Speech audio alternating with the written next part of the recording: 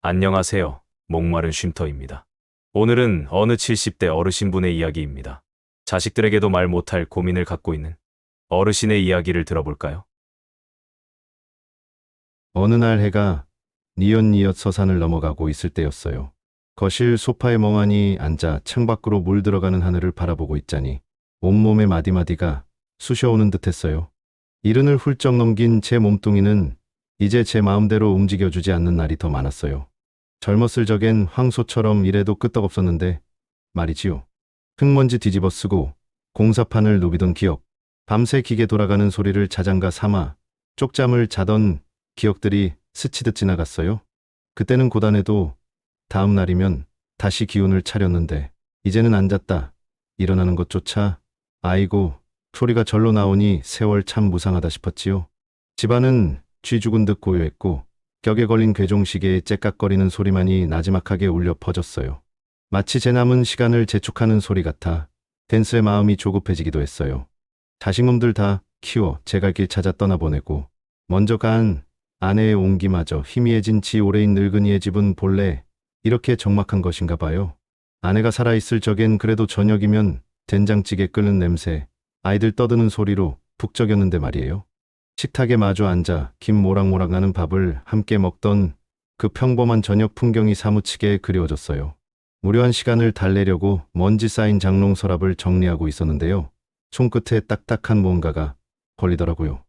낡은 나무 서랍 특유의 삐걱거리는 소리와 함께 조심스레 꺼내보니 빛바랜 흑백 사진 한 장과 누렇게 변색된 편지 봉투였어요. 이게 언제적 물건인지 모르겠더라고요.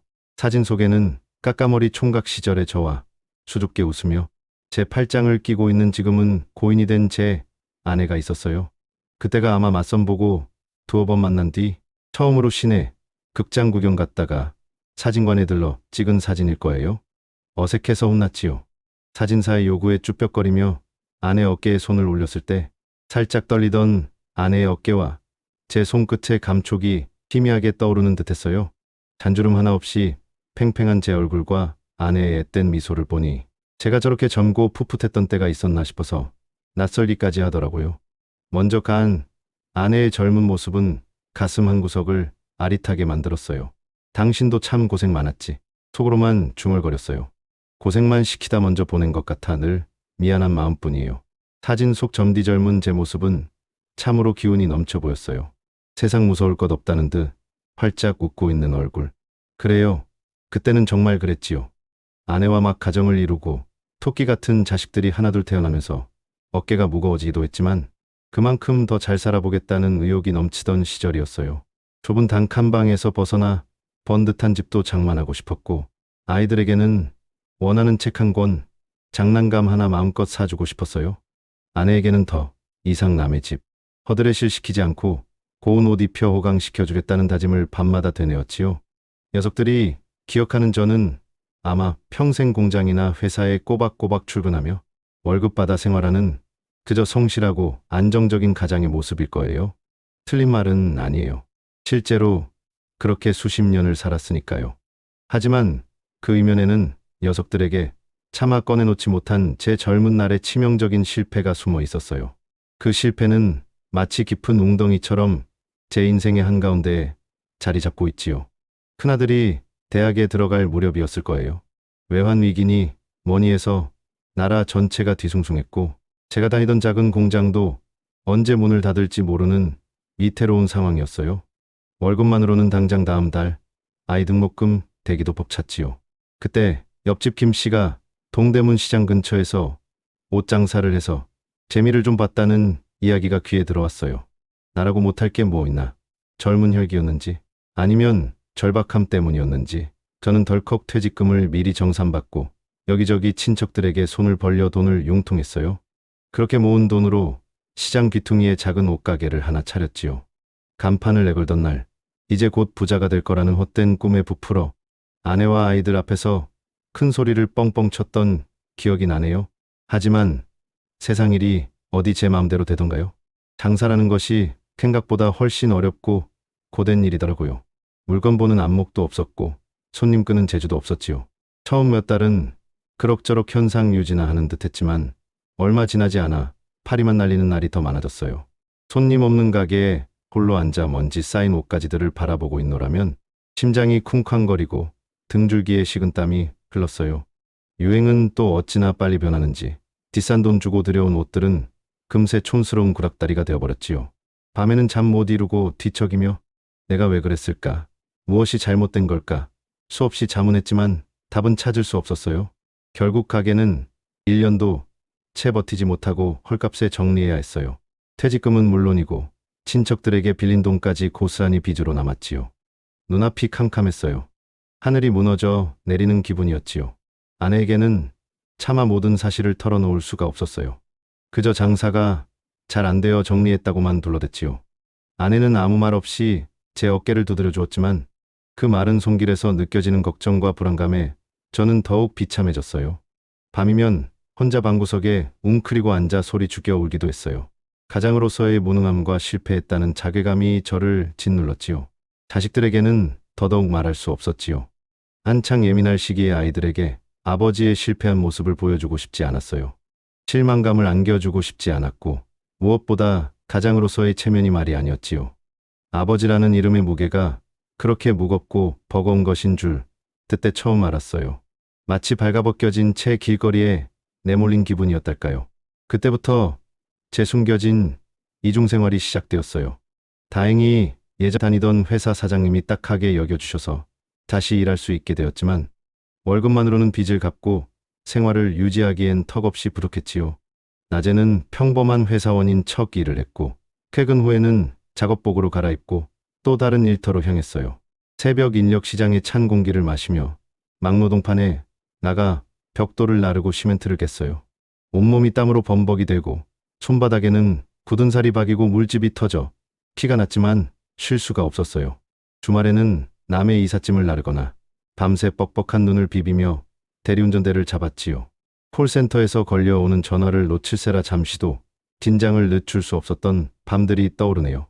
몸은 천근만근 무겁고 고됐지만 빚을 갚아야 한다는 생각, 가족들을 다시 일으켜 세워야 한다는 생각 하나로 버텼어요. 밥 먹을 시간도 아까워 김밥 한 줄로 끼니를 때우거나 며칠씩 집에 들어가지 못하고 쪽잠을 자는 날도 허다했지요. 그 시절 아이들은 아마 저를 많이 원망했을 거예요. 늘 피곤해 절어 있었고 집에 와서도 잠만 자거나 짜증만 내는 아버지를 보며 서운했을 테지요. 큰아들 녀석 졸업식 날 밤샘 일을 마치고 흙먼지를 뒤집어 쓴 채 부랴부랴 달려갔지만 임의식은 끝나고 텅 빈 강당에는 싸늘한 바람만 불고 있었어요. 멀리서 저를 발견하고 다가오려다 멈칫하던 아들의 실망한 뒷모습, 그 모습이 아직도 제 가슴에 박혀 있어요.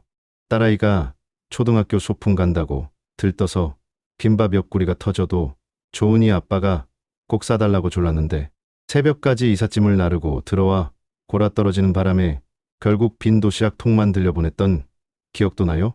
그때 딸아이의 울먹이던 얼굴을 저는 평생 잊을 수가 없어요. 왜 그렇게까지 악착같이 사는지, 왜 가족들에게 소홀한지 묻는 아이들에게 저는 그저 먹고 살려면 어쩔 수 없다는 궁색한 변명만 늘어놓았지요. 너희들 때문이야 라는 말이 목구멍까지 차올랐지만 차마 뱉어낼 수 없었어요. 그 모든 게 제 어리석음 때문이었으니까요. 아내는 제 고단함을 눈치챘겠지요. 밤늦게 들어온 저를 위해 따뜻한 밥 한 그릇을 부엌에 남겨두곤 했으니까요. 아무것도 묻지 않고 그저 제 등을 두드려주던 아내의 손길이 때로는 가장 큰 위로였지만 동시에 가장 큰 부채감으로 다가오기도 했어요. 수년간의 혹독한 시간 끝에 겨우 빚을 다 갚고 예전의 생활로 돌아올 수 있었어요. 하지만 그 시간 동안 제 몸과 마음에는 깊은 상처와 고독의 흔적이 남았어요. 겉으로는 아무 일 없었다는 듯 태연하게 지냈지만 밤이 되면 그때의 절망감과 비참함, 그리고 자식들에게 미안했던 마음들이 떠올라 잠 못 이루는 날도 많았어요. 몸 여기저기가 쑤시고 아픈 것도 아마 그때 무리했던 탓일 거예요. 사진 속 아무 걱정 없이 웃고 있는 젊은 날의 저를 보니 그때 내가 참으로 안쓰럽고 가엾다는 생각이 드네요. 모르긴 몰라도 이 첫 번째 비밀은 제가 눈 감는 날까지 혼자 안고 가야 할 것 같아요. 남몰래 흘렸던 눈물과 땀방울의 기억과 함께 말이지요. 그런데 말이지요. 사진 옆에 놓여있던 그 편지 봉투, 그 봉투에 적힌 이름은 제 젊은 날의 실패만큼이나 깊고 아픈 또 다른 비밀을 담고 있었어요. 순이, 박순이, 제 첫사랑의 이름이었지요. 녀석들은 꿈에도 상상하지 못할 거예요.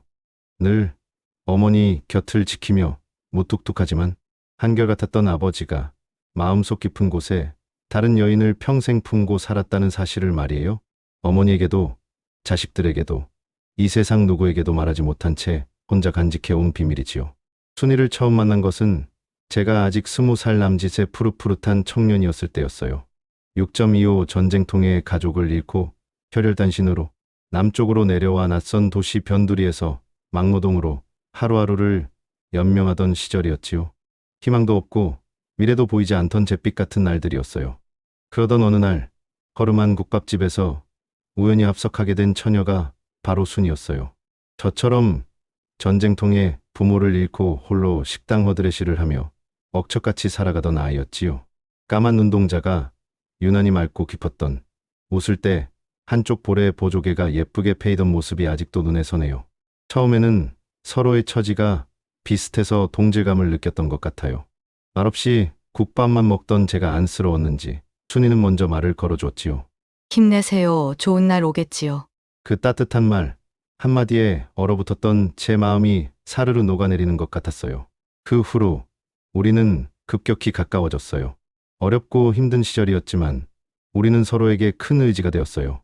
가진 것 없어도 마음만은 풍족했고 함께 있는 것만으로도 세상 모든 것을 다 가진 듯 행복했지요. 쉬는 날이면 함께 강변을 걷거나 낡은 극장맨 뒷자리에 앉아 활동사진을 보곤 했어요. 주머니 사정이 넉넉지 않아 풀빵 하나를 사서 나눠 먹던 기억, 차가운 새벽 공기를 가르며 함께 일터로 향하던 기억, 그 소소한 추억들이 제 고단했던 청춘을 버티게 해준 힘이었어요. 어느 달 밝은 밤이었을 거예요. 강변둑길에 나란히 앉아 흐르는 강물을 바라보며 저는 순이에게 조심스럽게 미래를 약속했어요. 순이야, 나랑 같이 살래? 지금은 비록 가진 것 없지만 내가 꼭 너 행복하게 해줄게. 순이는 아무 말 없이 제 어깨에 머리를 기대고는 작은 목소리로 응 하고 대답했지요. 밤하늘의 별들이 유난히 반짝이던 그날 밤의 벅찬 감동을 저는 잊을 수가 없어요. 우리는 작은 방이라도 얻어 살림을 합치고 언젠가는 예쁜 아이도 낳아 기르자고 약속했어요. 하지만 우리의 짧은 행복은 그리 오래가지 못했어요. 제가 일하던 공사장에서 사고가 나 일을 잠시 쉬게 되었고 먹고 살 길이 막막해지자 저는 돈을 벌기 위해 부산으로 가는 배를 타기로 결심했어요. 그곳에 가면 돈벌이가 더 낫다는 말을 들었거든요. 순이는 눈물을 글썽이며 제 손을 꼭 잡았지요. 꼭 돌아와야 해. 기다릴게. 저는 순이의 눈물을 닦아주며 금방 돈 벌어서 데리러 오겠노라고 조금만 참고 기다려달라고 약속하고 떠나왔어요. 하지만 부산에서의 생활은 생각보다 훨씬 고되고 힘들었고 저는 이런저런 일에 휘말리며 순이에게 약속했던 시간보다 훨씬 오래 그곳에 머물게 되었지요. 처음 몇 달은 편지를 주고받았어요. 순이가 서툰 글씨로 꾹꾹 눌러 쓴 편지를 받아볼 때면 고된 타향살이의 시름을 잠시나마 잊을 수 있었지요. 하지만 어느 순간부터 순이에게서 편지가 오지 않았어요. 제가 보낸 편지도 번번이 반송되어 돌아왔지요. 불안한 마음에 수소문해 보았지만 그녀가 일하던 국밥집도 문을 닫았고 그녀의 행방을 아는 사람은 아무도 없었어요. 그 혼란한 시절 무슨 일이 있었던 건지, 혹시 병이라도 얻었던 건 아닌지 온갖 불길한 생각들이 저를 괴롭혔어요. 제가 너무 늦었던 걸까요? 아니면 그녀가 저를 기다리다 지쳐 다른 곳으로 떠나버린 걸까요? 진실은 알 수 없었지만 그녀를 잃어버렸다는 상실감과 죄책감은 오랫동안 저를 따라다녔어요. 몇 년 후 저는 고향 근처로 돌아와 지금의 아내를 만났어요. 참 착하고 속 깊은 여자였지요. 제 과거의 상처를 묻지 않고 묵묵히 제 곁을 지켜주었어요. 저는 그런 아내에게 의지하며 새로운 삶을 시작했고 아내와의 사이에서 아이들도 태어났지요. 아내와 아이들을 보며 저는 행복을 느꼈고 자정을 지키는 것이 제 삶의 가장 중요한 목표가 되었어요. 순이에 대한 기억은 가슴 아픈 첫사랑의 추억으로 마음속 깊은 곳에 묻어두기로 했어요. 하지만 사람의 마음이라는 것이 참으로 간사해서 완전히 잊히지는 않더라고요. 문득문득 순이의 맑은 눈동자가 떠올랐고 함께 풀빵을 나눠 먹던 그 시절의 애틋함이 가슴을 저미곤 했어요. 특히 삶이 고단하고 외로울 때면 순이의 따뜻했던 미소와 위로가 더욱 간절하게 그리워졌지요. 그럴 때마다 저는 황급히 고개를 저으며 현실로 돌아오곤 했어요. 지금 내 곁에는 소중한 아내와 아이들이 있고 이 가정을 흔들리게 해서는 안 된다고 스스로를 다독였지요. 아내는 아마 어렴풋이 짐작했을지도 몰라요. 제가 가끔 술에 취해 알 수 없는 이름을 중얼거리거나 멍하니 창밖을 바라보며 깊은 생각에 잠길 때 말이지요. 하지만 현명했던 아내는 단 한 번도 제게 그 이유를 묻지 않았어요. 그저 말없이 따뜻한 차 한 잔을 건네거나 제 어깨를 가만히 다독여 줄 뿐이었지요. 그런 아내에게 저는 평생 고맙고 미안한 마음을 가지고 살았어요. 아내에 대한 제 사랑과 순이에 대한 제 그리움은 분명 다른 종류의 감정이었지만 아내에게는 그것조차 미안함으로 다가왔지요. 자식들에게는 더더욱 이 비밀을 털어놓을 수 없었지요. 녀석들에게 저는 오직 어머니만을 사랑하고 평생 어머니 곁을 지킨 아버지여야만 했어요.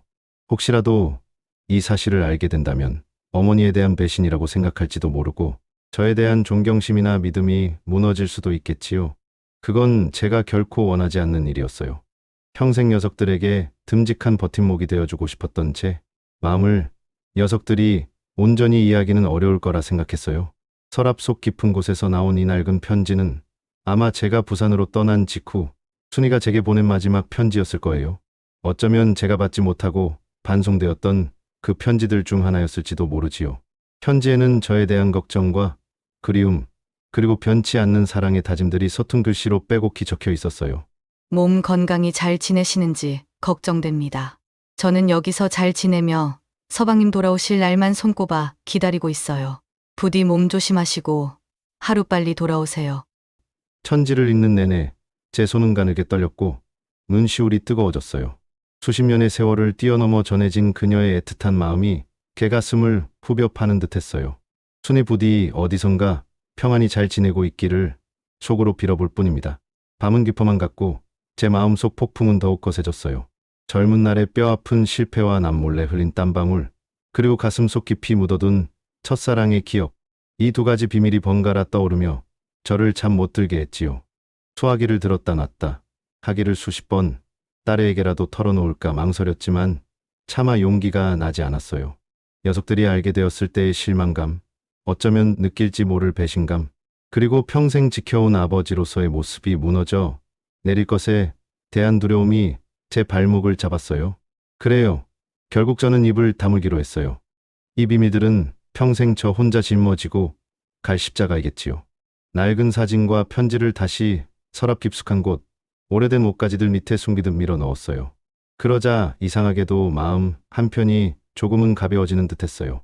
털어놓지 못하는 괴로움은 남았지만 적어도 녀석들에게 상처를 주거나 우리 가족의 평화를 깨뜨리지는 않았다는 안도감이랄까요. 날이 밝아오고 창문으로 스며드는 희미한 빛을 보며 저는 생각했어요. 덴마크의 철학자 키르케고르가 그랬다지요. 인생은 뒤를 돌아보며 이해할 수 있지만 그럼에도 앞으로 나아가며 살아야 한다고요. 제 인생 역시 돌아보면 후회와 아쉬움, 그리고 숨겨진 이야기들로 가득하지만 그렇다고 과거에만 얽매여 살 수는 없는 노릇이지요. 제 삶의 모든 조각들이 모여 지금의 저를 만들었고 저는 이 모습 그대로 앞으로 나아가야 하는 것이었어요. 마침 주말이라고 막내딸네 식구들이 들이닥쳤어요. 할아버지! 우렁찬 목소리로 외치며 달려와 제 품에 안기는 어린 손주 녀석. 그 따뜻한 온기와 해맑은 웃음 앞에서 밤새 저를 괴롭혔던 어두운 상념들은 눈 녹듯 사라지는 것 같았어요. 그래요. 과거의 비밀보다는 지금 내 곁에 있는 이 소중한 순간들, 이 아이들의 웃음이 더 중요하지요. 손주 녀석의 재롱을 보며 환하게 웃는 제 모습을 보며 딸아이가 말했어요. 아버지, 오늘따라 얼굴이 좋아 보이시네요. 저는 그저 그런가? 하며 멋쩍게 웃어넘겼어요. 녀석들은 영원히 모르겠지요. 이 늙은 애비의 가슴 속에 어떤 비밀이 숨겨져 있는지. 하지만 괜찮아요. 녀석들이 기억하는 아버지의 모습으로 남는 것. 그리고 지금 이 순간 함께 웃을 수 있다는 것. 그것으로 충분하다는 생각이 들었어요. 따스한 아침 햇살 아래 저는 제 삶의 무게를 조용히 받아들이며 다시 한번 현재를 살아가기로 마음먹었어요.